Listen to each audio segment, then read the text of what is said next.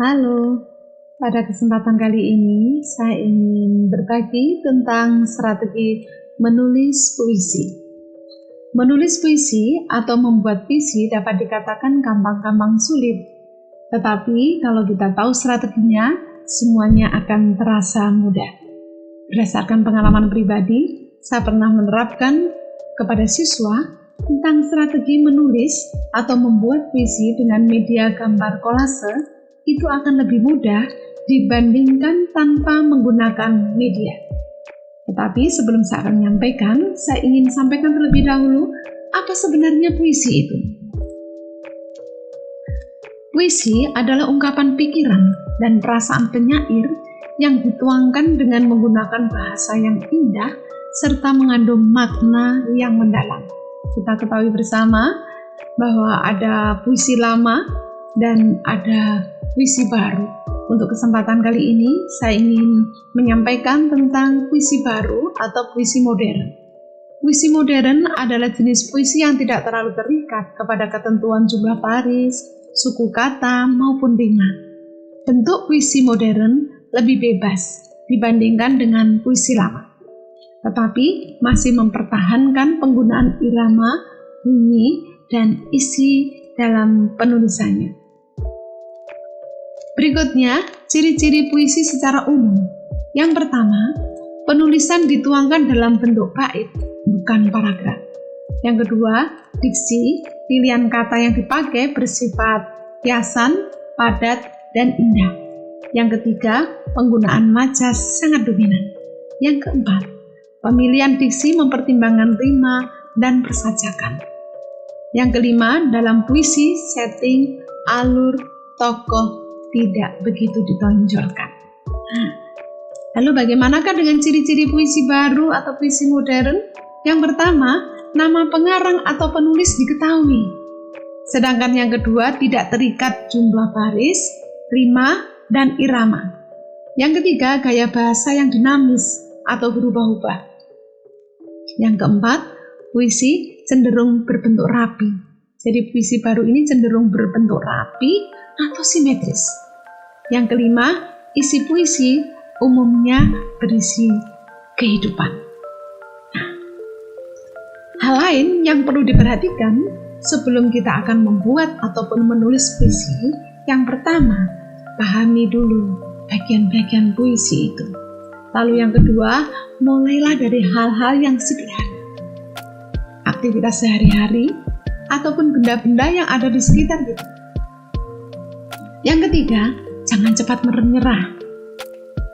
Tentu ketika kita akan menulis atau membuat puisi, kita akan menghadapi yang namanya kebuntuan saat menyusun, saat membuat puisi. Sekali lagi, jangan cepat menyerah. Kalian bisa beristirahat sejenak dan mencari selingan aktivitas ringan, misalnya mendengarkan lagu untuk mengembalikan pikiran kembali. Dan juga ingat pula, jangan cepat merasa bosan. Nikmati saja prosesnya, dan saya yakin kalian akan menghasilkan puisi yang bagus dan indah. Lalu yang keempat, cari referensi. Mencari contoh-contoh puisi karangan penyair yang dapat membantu kita dalam menulis puisi. Tetapi tidak boleh meniru, harus berkreasi sendiri. Yang kelima, jangan takut berkreasi. Memperindah puisi dengan menggunakan kata-kata kiasan atau konotatif, tetapi jangan sampai menggunakan kata-kata tersebut yang nantinya malah menggeser makna puisi yang kalian tulis. Nah, sekarang yang keenam, munculkan perasaan. Perasaan dapat memainkan peran penting dalam menggunakan atau mengubah karya itu, termasuk puisi. Perasaan merupakan sesuatu yang muncul yang dari dalam diri kita, dan kita bisa mengekspresikan perasaan itu dengan menulis puisi. Sekarang saya akan membagikan strategi seperti yang saya sampaikan tadi.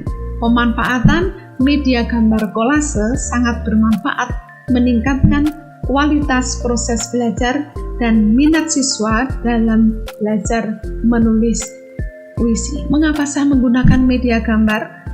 Karena media gambar, khususnya gambar kolase, bisa menjadi inspirator siswa dalam menulis puisi. Melalui media gambar, khususnya gambar kolase, siswa akan memiliki gambaran mengenai objek yang akan mereka tuangkan dalam bentuk puisi. Lalu, langkah-langkah apa saja yang harus kita lakukan? Yang pertama, menentukan tema terlebih dahulu. Lalu yang kedua, diksi, pilihan kata. Yang ketiga, pengembangan kata kunci. Yang keempat, makna atau pesan yang ada dalam puisi itu. Nah, sekarang saya akan memberikan suatu contoh. Di sini saya akan tampilkan 3 gambar.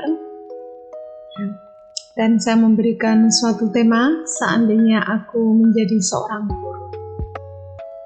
Dari gambar yang pertama ini, siswa akan melihat lalu akan terinspirasi melalui gambar ini dan akan muncul ide-ide dalam suatu kalimat yang nantinya akan menjadi sebuah kalimat yang indah. Saya pernah mempraktekkan kepada murid-murid saya. Untuk gambar yang pertama ini saya tampilkan terlebih dahulu. Lalu setiap siswa saya suruh untuk membuat kalimat, dan kalimat itu harus diingat siswa tersebut. Lalu siswa yang kedua membuat kalimat yang ada kaitannya dengan kalimat yang dibuat oleh siswa yang pertama. Dan kalimat yang dibuat oleh siswa itu harus diingat. Berikutnya siswa yang ketiga juga saya perintahkan yang sama. Dengan melihat gambar yang pertama ini, saya suruh membuat kalimat. Dan kalimatnya disimpan dulu. Harus diingat. Begitu juga siswa yang keempat. Setelah keempat siswa itu, masing-masing anak membuat kalimat, lalu mereka saya suruh maju. Kalimat yang pertama, salah satu siswa mengucapkan, lalu diikuti siswa yang kedua, diikuti siswa yang ketiga, dan diikuti siswa yang keempat. Lalu terbentuklah sebuah kalimat yang indah dalam satu bait. Untuk yang pertama, ketika saya memberikan gambar ini pertama kalinya kepada siswa, mungkin ini adalah hal yang baru. Jadi siswa masih butuh waktu. Ketika saya menampilkan gambar yang kedua, ternyata siswa lebih cepat. Ketika saya menunjuk siapa yang sudah selesai, mereka cepat sekali. Siswa pertama, siswa kedua, ketiga, dan keempat, mereka cepat dalam membuat kalimat. Begitu juga untuk gambar yang ketiga. Ternyata, durasi gambar pertama, kedua, dan ketiga, ini ada perbedaan. Setelah anak tahu, gambar itu bisa memunculkan ide yang dituangkan dalam bentuk puisi, dia akan cepat tanggap. Saya akan memberikan satu contoh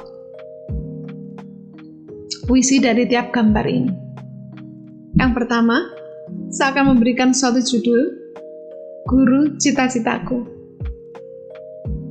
Waktu itu masa menuntut ilmu. Jangan siakan, jangan abaikan. Belajar takkan percuma. Mimpiku, anganku, jadi guru. Itu gambaran dari gambar yang pertama. Dapat dituangkan dengan beberapa kalimat yang akhirnya membentuk puisi yang indah dalam satu bait. Gambar yang kedua. Ketika anak memperhatikan gambar ini, maka dia akan terinspirasi. Ada sosok guru yang mendampingi murid-muridnya di dalam belajar. Langsung, guruku panutan hidupku, penuh sabar, penuh kasih, karena guru digugu dan ditiru. Ketulusan, keikhlasan selalu membantu. Sekarang gambar yang ketiga. Ketika gambar ketiga ini saya tampilkan, anak-anak fokus pada sosok guru yang riang, yang sukacita bersama murid-muridnya. Senyummu menenteramkan kalbuku. Aku, teman-temanku, jadi saksimu. Walau pahlawan tanpa tanda jasa, ku ingin seperti guruku tercinta. Nah, ternyata di dalam membuat puisi dengan menggunakan media gambar kolase itu sangat membantu siswa, sangat membantu anak. Dan anak tidak akan kehilangan ide. Mereka akan cepat menuangkan perasaannya, kreativitasnya dalam bentuk kalimat-kalimat yang indah dengan bantuan gambar tersebut. Nah, dari sini kita tahu ternyata membuat puisi, menciptakan sebuah puisi itu sangatlah mudah, asalkan kita tepat dalam menggunakan media. Selamat mencoba, yakinlah pasti bisa. Mari ciptakan karya puisi yang indah. Terima kasih.